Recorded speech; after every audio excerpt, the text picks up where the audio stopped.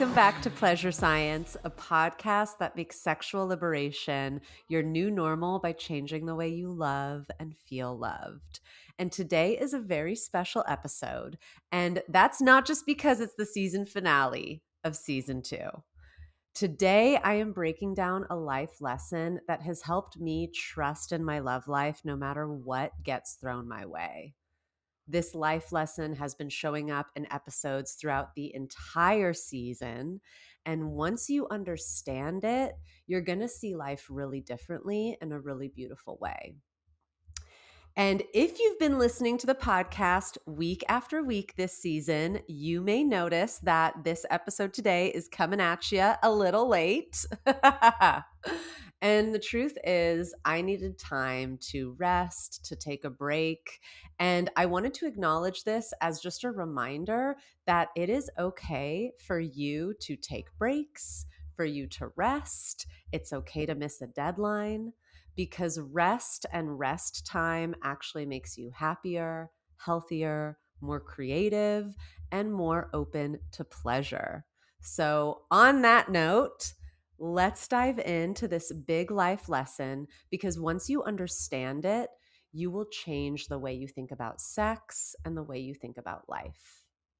So, first, in order to really understand this life lesson, we need to take a step back for context so we can really see how this life lesson works in real time.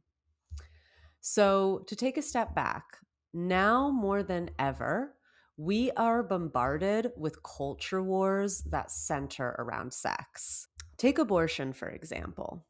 This is a hot topic that is heavily debated, especially in the United States where I live. And sometimes it feels like my country will always be split 50-50 on this issue. But here's a really interesting statistic. It turns out that the majority of Americans, 81% to be exact, don't want abortion regulated by law. Now, this does not mean that 81% of Americans are pro choice, but it does mean that the majority of Americans, 81%, believe abortion should remain a private matter between a patient and their doctor and not a matter of criminal law. Because remember, abortions, miscarriages, and many other parts of reproductive health become a crime in the pro-life movement. And I'm dead serious about this. Since Roe versus Wade was overturned, over 400 American women have been arrested for having a miscarriage. But here's another statistic for you. Did you know that 99% of women who have had an abortion don't regret it?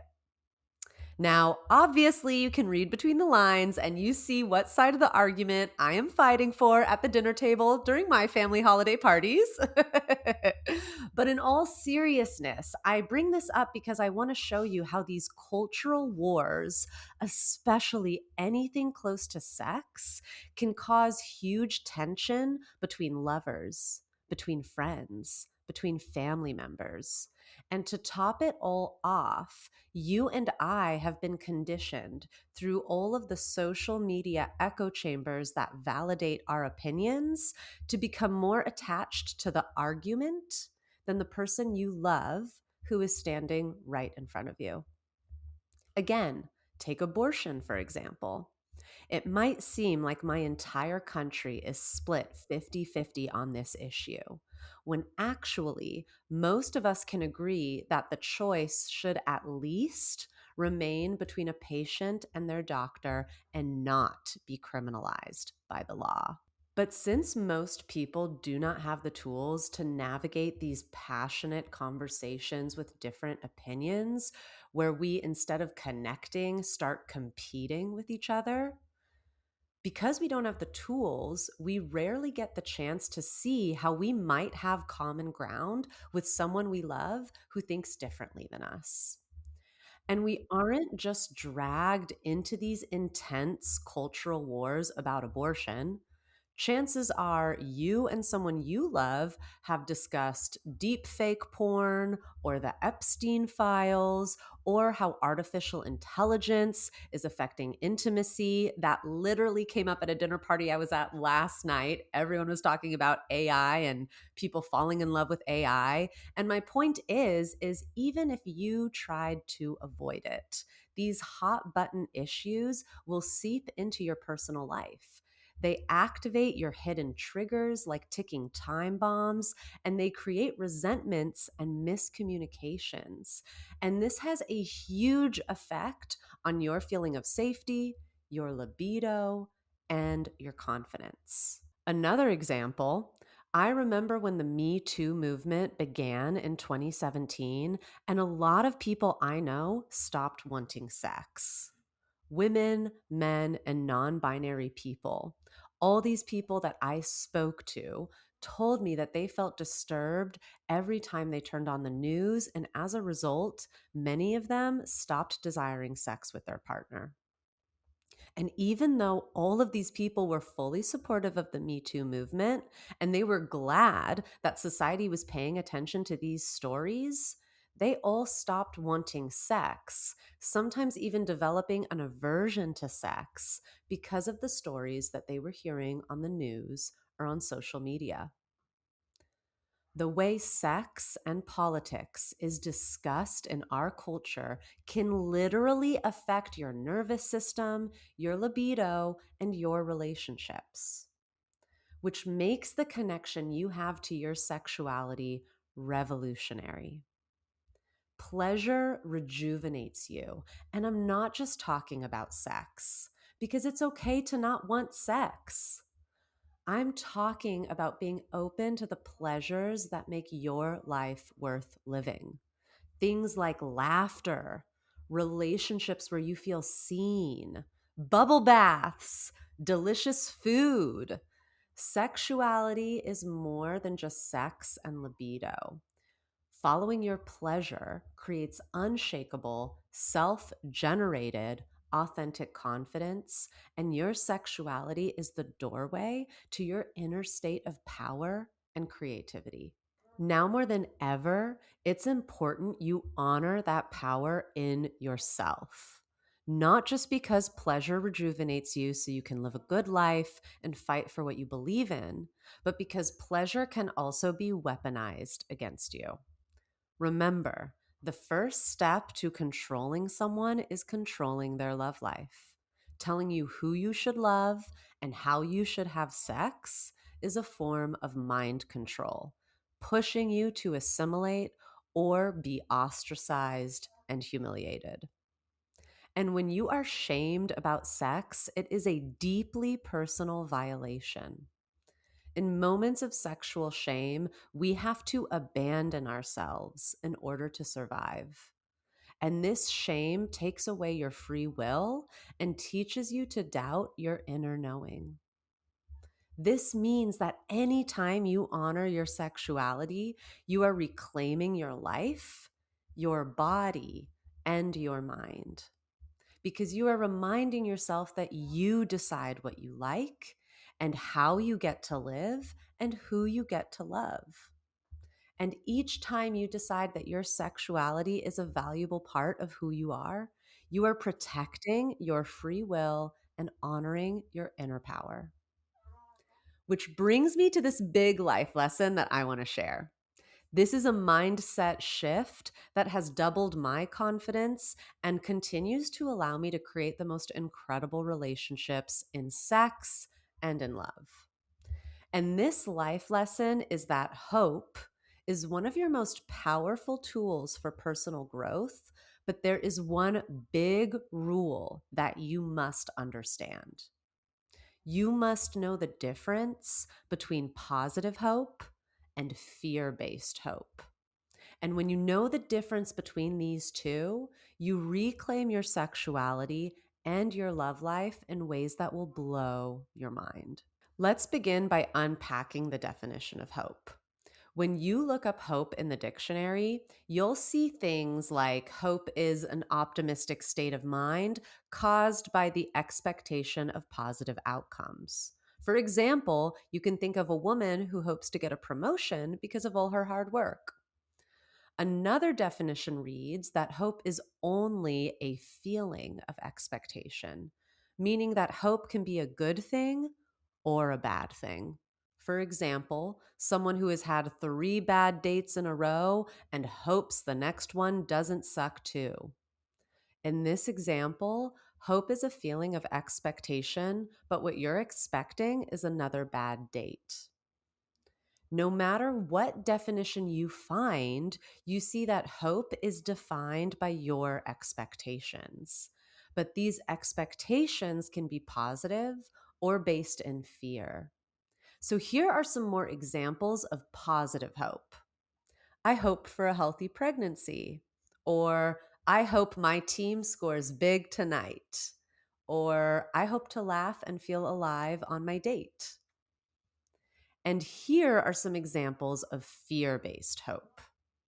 I hope my wife never cheats on me. I hope I'm not hired by another lousy boss. I hope I don't end up alone. Notice the difference in expectations. Those last examples show how fear is hijacking hope, essentially using the power of hope against you because hope is all about expectation. And the patterns you focus on will be the patterns you hope to expect in your life. But here's the thing, having fear based hopes about sex is not your fault. When it comes to sex and your body, society trained you to expect shame, humiliation, rejection, anxiety, all of these big bad emotions. And even though you also learned that you could find orgasmic bliss and soulmate love through sex, this shame and fear around sex has been following us around for thousands of years. So, hope is a powerful tool, but because we live in a sex shaming culture, most people's hope for their sex life is based in fear. And where your attention goes, energy flows. And this is how so many wonderful, cool people manifest bad sex and painful love. We also live in a world that's oppressive. Yay!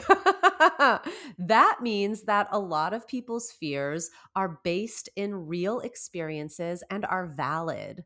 For example, a Black woman in North America is 3 times more likely to die from pregnancy related causes than a white woman like me. That data comes directly from CDC reports in the United States. So if a Black woman tells me that she hopes her doctor takes her seriously this time, that's probably a valid concern. And I'm not going to tell her to change how she talks and daydream happy thoughts because that is called spiritual bypassing.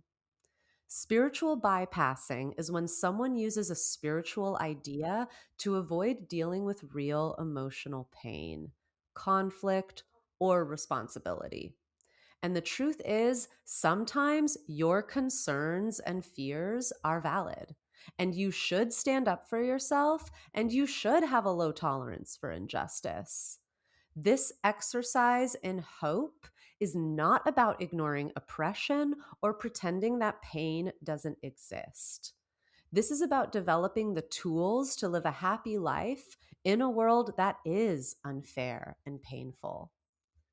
Hope is a tool that can help you find a light forward in a dark world.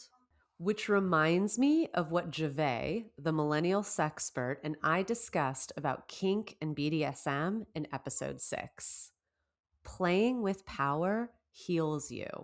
And in a world that is oppressive, we have all either felt controlled or powerless or manipulated, and these feelings create deep wounds in us all, which is why BDSM is a way that you can step into your power and heal through fantasy. Now, what's fascinating is hope can actually be used in a similar way, with or without the whips or chains. Now, much like Jave and I discussed, you always have access to your personal power, and BDSM can help you find it. Even when society does everything in its power to make you feel weak, hope, just like BDSM, are tools that tap you into your personal power. And hope as a tool is gentle and effective. And when you use hope as a tool to expect the best positive outcome, you tap into a method of future visioning that creates very positive results. So, how do we use hope as a tool? Well, first, we need to understand the neuroscience and psychology of what hope actually is. Psychologists believe that hope is not actually an emotion, but an emotional state of future oriented cognition. Now, that is a lot of fancy words to basically say this. Hope shifts you into a different mental state where you are daydreaming of the future with your feelings. And the neuroscience of this is wild. When you enter into a hopeful state of mind, your brain isn't powering down, it's switching orchestras. Instead of focusing on the outside world, your brain turns inward and activates something called the default mode network. This network lights up when you are drifting through memory, imagination, or self reflection. The default mode network includes parts of your brain like the medial prefrontal cortex, which is the part involved in thinking about yourself. It also includes the posterior cingulate cortex, which is linked to memory and meaning. And it includes the hippocampus, which helps you build scenes from memory. So when you feel hopeful, these parts of the brain collaborate to do something remarkable. Your brain starts simulating possible futures. Basically, what I'm saying is hope is your brain's manifesting generator, built from your thoughts, your beliefs, and your imagination. But hope also has feelings inside of it. And that is why hope is a cognitive, emotional state, as well as a future visioning state. And hope only occurs when you think and feel into the future.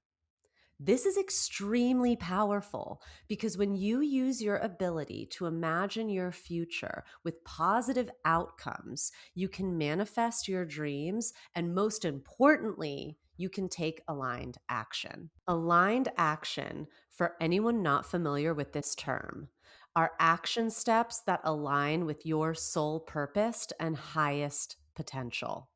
When you take aligned action, you manifest your dream life quicker and you suffer less. When you take action steps that are not aligned, you get there slower and you suffer more. Here's an easy example to understand aligned action steps. If you want to learn to drive, some aligned action steps are to find someone who will teach you and let you practice driving their car. Meanwhile, a random action step would be daydreaming about the car you want to buy and then making a Pinterest board about the car you want to buy and talking about the car you want to buy. And maybe you even think of getting a loan for this car that you want to drive. But the problem is, you don't even know how to drive yet. And I know some of you listening are seeing yourself in the person with the Pinterest board daydreaming about buying a car that they can't even drive. Because that is the thing. Some action steps make you feel good, but they don't produce results, like making a Pinterest board about a car you love without learning to drive.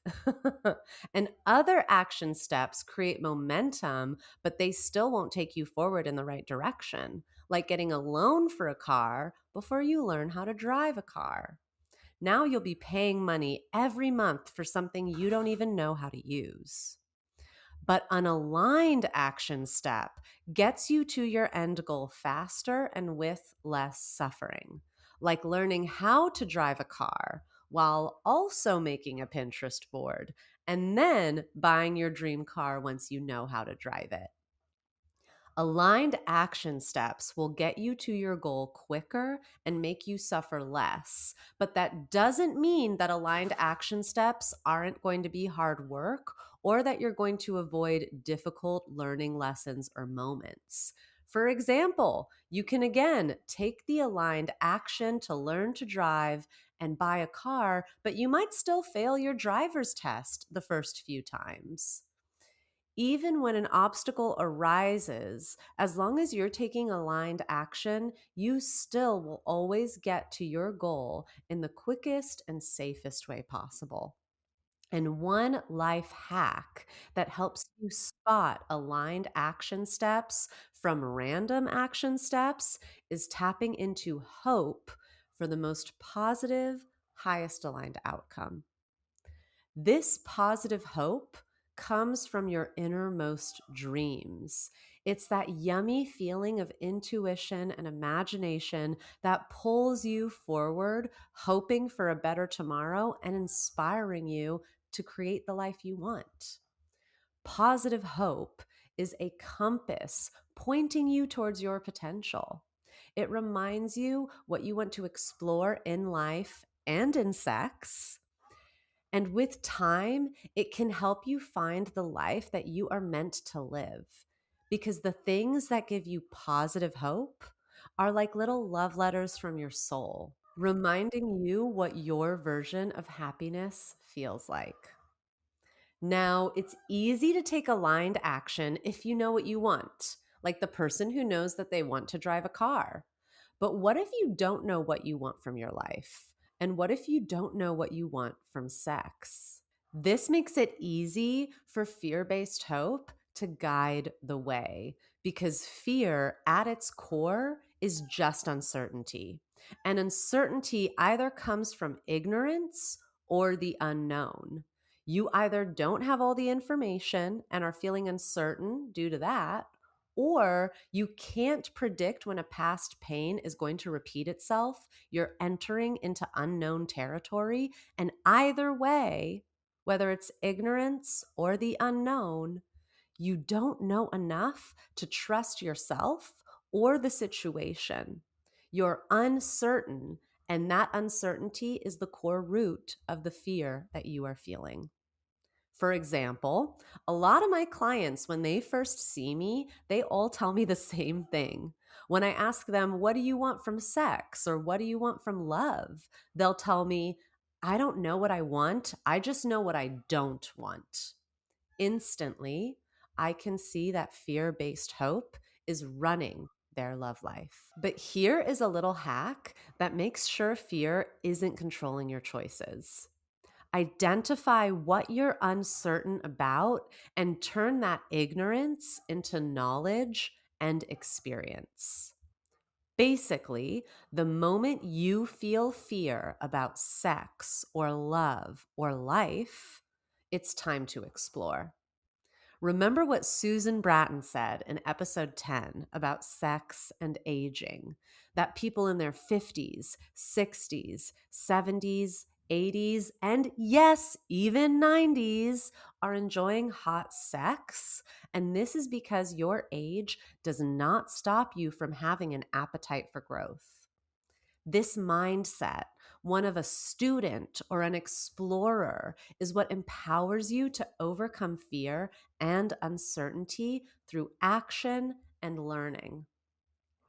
And so remember this little hack to make sure fear is not blocking your potential. The second you feel fear, ask yourself what you are uncertain about and turn your uncertainty into knowledge and new experiences by identifying exactly what you don't know, finding the books, the teachings, the mentors who will educate you, and then take what you learned and go into the real world for practice.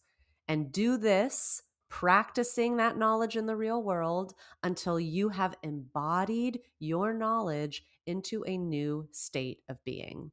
And here's what I mean by that. For example, let's look at one of my clients. One of my clients is a very successful man who struggles to talk to women, and he has struggled with this for his entire life. At the age of 59, he was still afraid of approaching or even becoming friends with women because he feared that they would all inevitably find him boring and ugly and secretly wish to get away from him.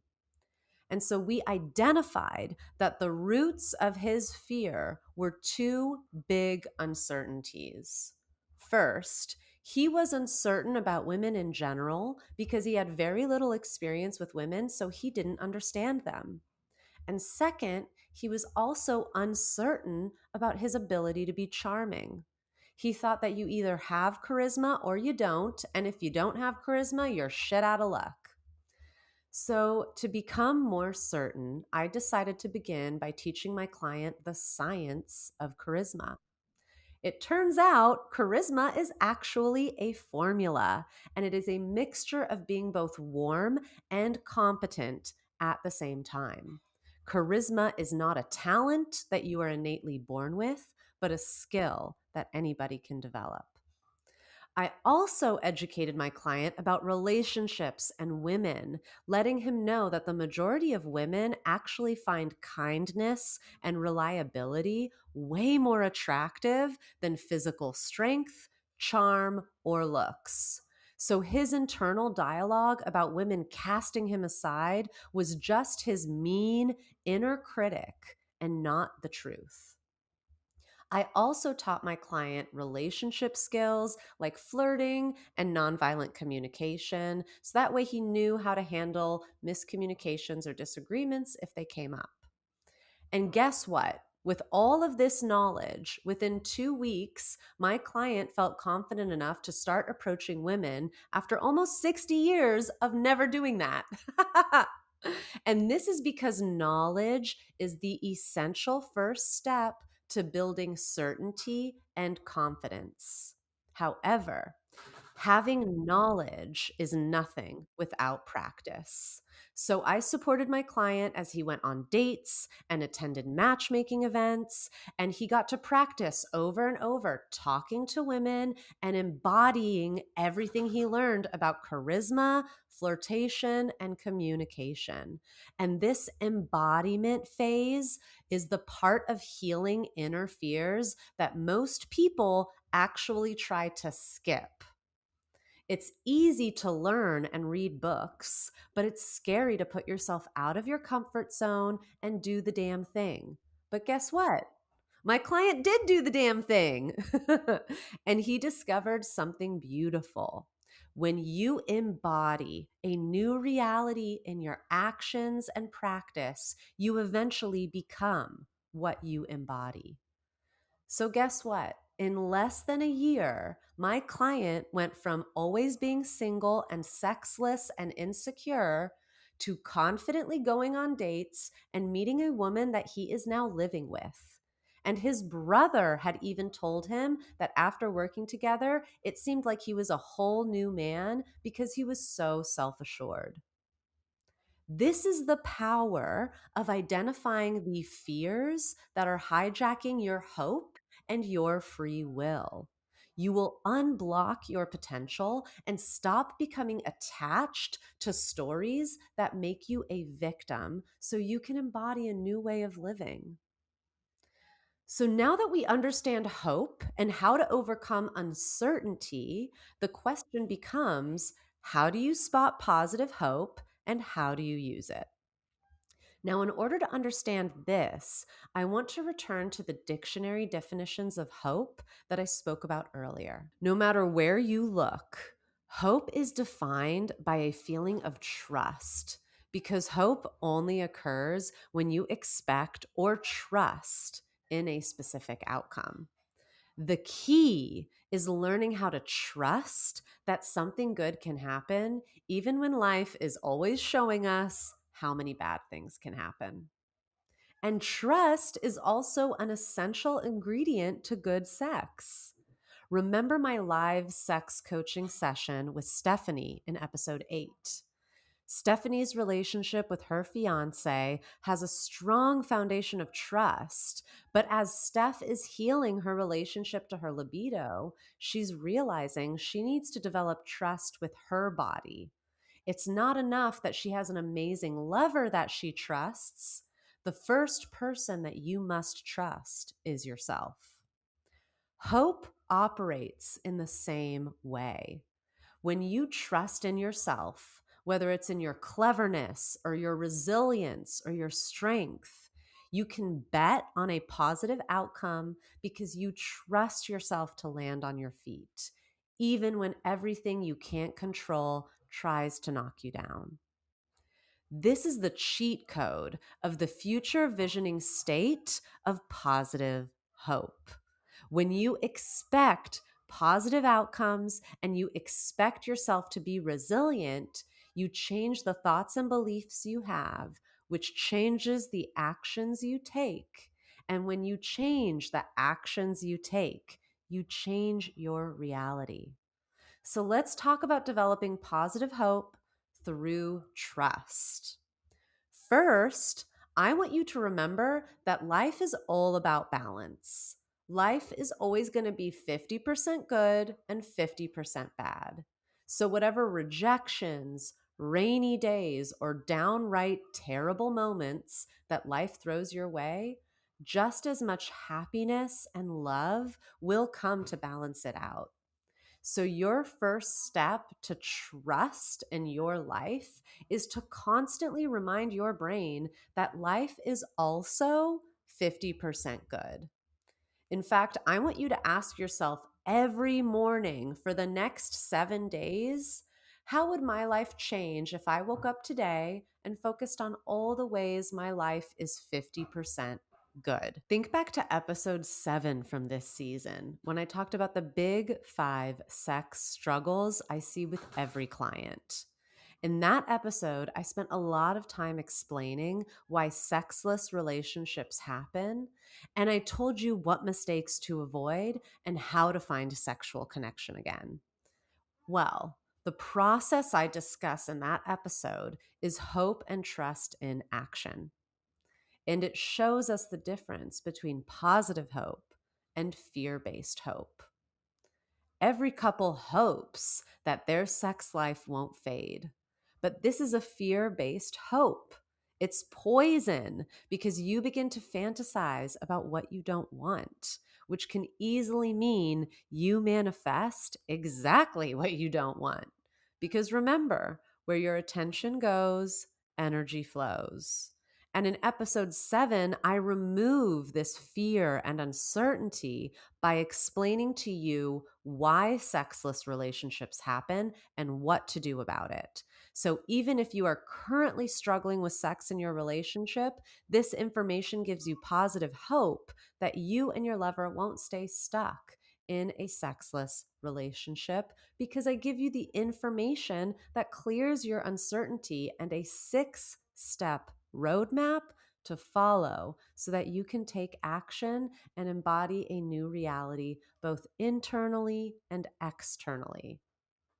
Remember, if hope feels like fear, this is often coming from uncertainty and ignorance.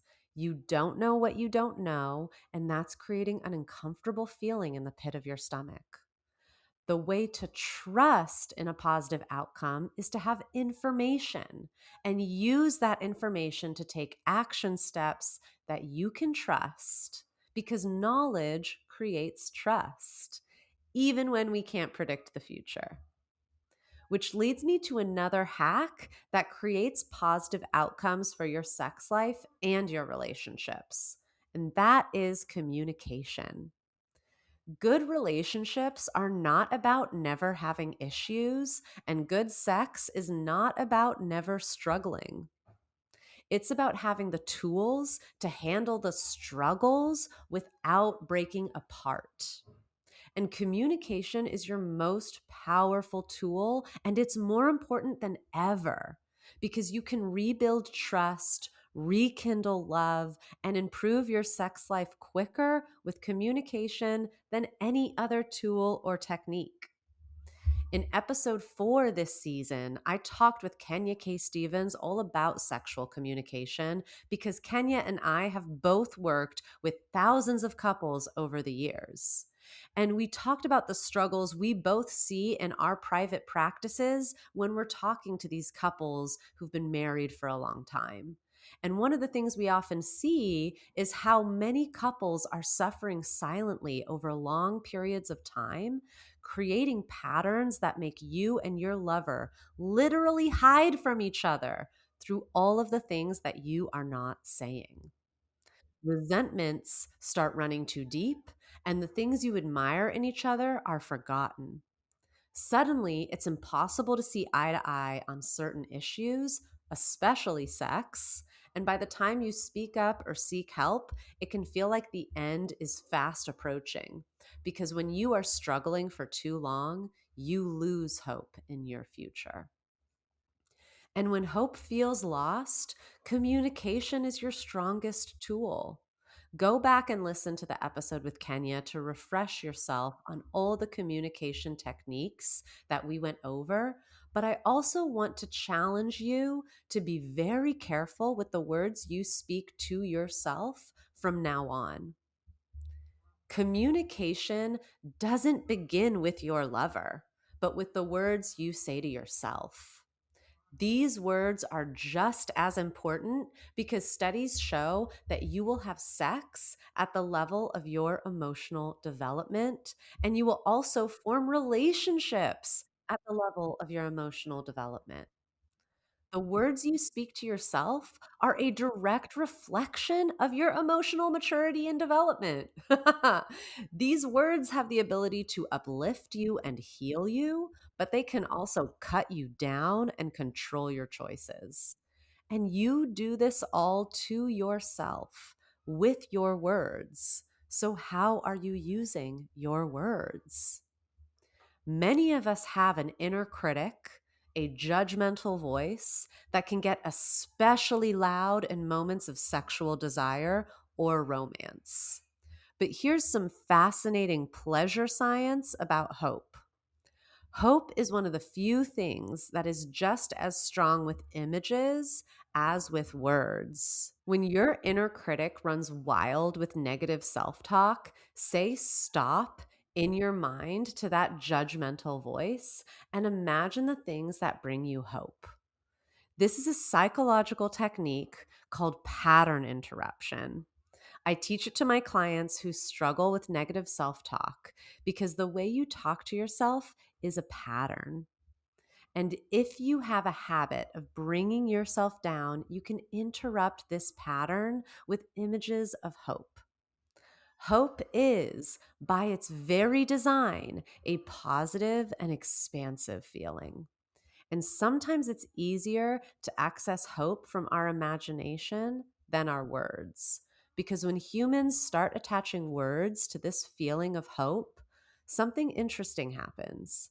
We usually drag our hopes and dreams down into the limitations of our reality, a reality that is based in lack and fear. For example, I hope to get married someday can point out what you lack. You're admitting you don't have what you want. Then there are fear based hopes, like, I hope I don't end up in a sexless marriage. And we already explained how this phrase focuses your hope and attention on what you don't want. My point is, sometimes using your imagination instead of your words can connect you to positive hope more effectively. A perfect example is a dream board where you cut out inspirational photos and quotes and make a collage of your dream life 1 year from now. Dream boards are an extremely effective way to keep a person on track towards a specific goal because they are essentially a manifestation of positive hope. This doesn't give your brain the opportunity to attach limitations, rules, or lack to it because there are no words, just images. And starting now, I want you to become a student of positive hope. I want you to go hunting for knowledge and images that give you hope. Just the way an artist finds a muse, I want you to find proof of what is possible for your life. For example, when I have a client who is struggling to love her beautiful curvy body, I tell her to go find all the social media influencers with a body like hers because there are thousands of curvy, sexy, confident fashionistas all over the world. And when I meet a couple who wants to explore non monogamy, but they live in a conservative small town, I tell them to watch movies and read love stories about open relationships with happy endings. So they can show their brain images of what's possible to counteract all the negative stories we might hear about open relationships or polyamory, like, oh, that's evil or greedy, or all open relationships are unsuccessful. Remember the BDSM episode about Wonder Woman that proved that wrong earlier this season? Your brain is a supercomputer, and society trains your brain to be insecure and afraid. So it is your job to retrain that supercomputer that is your brain to feel secure and expect positive outcomes. Again, not in a way that ignores how painful and oppressive society can be, but in a way that reminds your brain that life is also 50% good and life can change dramatically when we focus on that 50% of goodness. And as I mentioned, it helps to trust in life's goodness when we feed our brain with images, movies, and stories that give us positive hope and happy endings. I always say if you want more love, seek more life. Well, if you want more trust, you need to seek out proof that life is also good and prosperous. That way, when your inner critic runs wild with negative self talk, you can say stop to that judgmental voice and imagine things you can trust that brings you a sense of positive hope. Remember, your brain is wired to daydream and simulate the future. But society conditioned your brain to do this through fear based hope. And it takes time to perfect this practice of reversing that and stop focusing on all the things you don't want to happen, especially when it comes to sex. Because if we lived in a world where you were taught from the time you were a child that sex is about pleasure, it would make it normal and neutral when someone says, no, thank you, or I'm not turned on by that during sex. The word no stops feeling personal. And if sex is always about pleasure, then it would be a relief to have a lover confident enough to tell you, hey, I don't like that. Can you touch me like this instead? Rather than having that feeling of fear or dread or rejection wash over us every time we hear sexual feedback. And when I talk to people, whether they are clients or people who come to my events, we all want a positive future to look forward to in our sex life and in our love life, which means it is your responsibility to be intentional with your thoughts so you can live your best life. I'll never forget reading an essay that Octavia Butler wrote about the future of human civilization. And Octavia Butler, for anyone who isn't familiar, is a scholar and award winning novelist. She studied philosophy, history, politics, and Afrofuturity, writing some of the most famous books of the last century.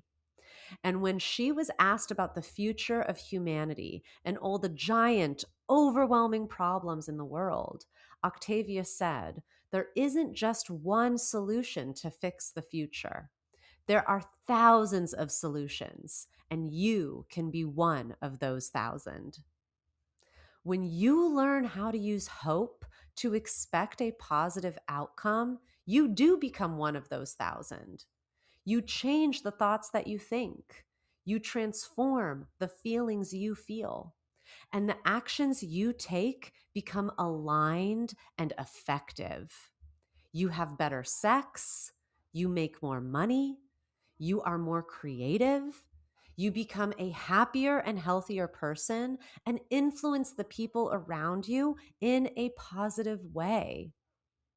This life changing happiness does not come from the power of positive thinking. It comes from the power of having a goal, like improving your sex life and falling in love, and combining that knowledge with action to get there. This technique about hope, while it is a way to think positive, most importantly, it is a way to spot and take aligned action. Because the difference between people who have what they want and people who don't is usually the actions we are taking or not taking. And remember, I'm not telling you to just have hope and you'll have more money and you'll have better sex. Again, this whole technique is not about positive thinking as much as I'm giving you a technique to develop trust, to develop resilience, so you can educate yourself and practice what you learn by taking action. And this combination of activity knowledge and learned knowledge is what gets you to reach your potential. It's when you decide to use the tools at your disposal to overcome obstacles and live a better life. And when you do this, you make the world a better place. And that right there is my hope for the future.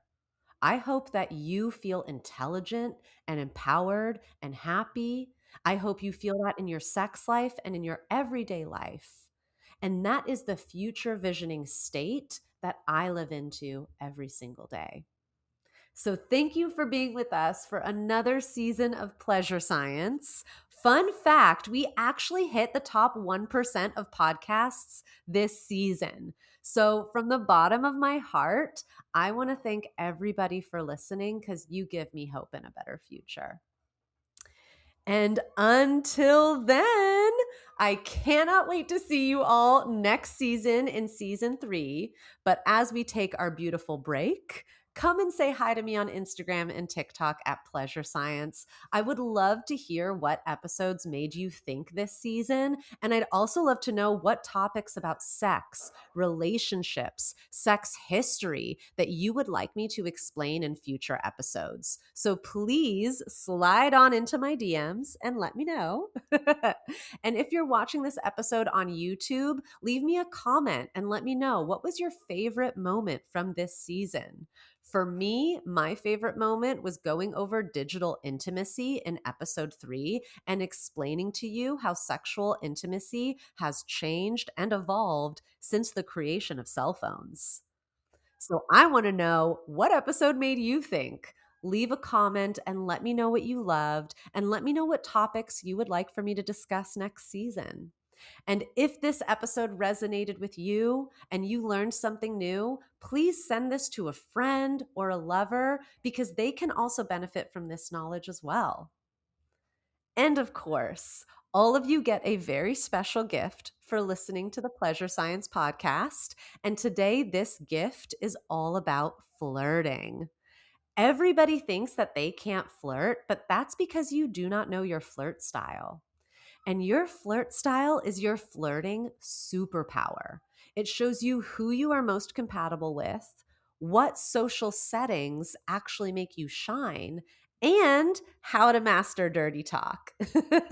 And so I teach you every single part of flirtation, including dirty talk, in my guided video series, The Art of Flirtation. And listeners of the Pleasure Science podcast get 10% off The Art of Flirtation using the code PleasureSciencePod. So go to pleasurescience.com/flirt to take my free quiz that will show you your flirt style and join the Art of Flirtation to learn how to use your flirt style. And remember to use the code PleasureSciencePod at checkout when you enroll in the Art of Flirtation for 10% off. And thank you all again for joining me this season on Pleasure Science.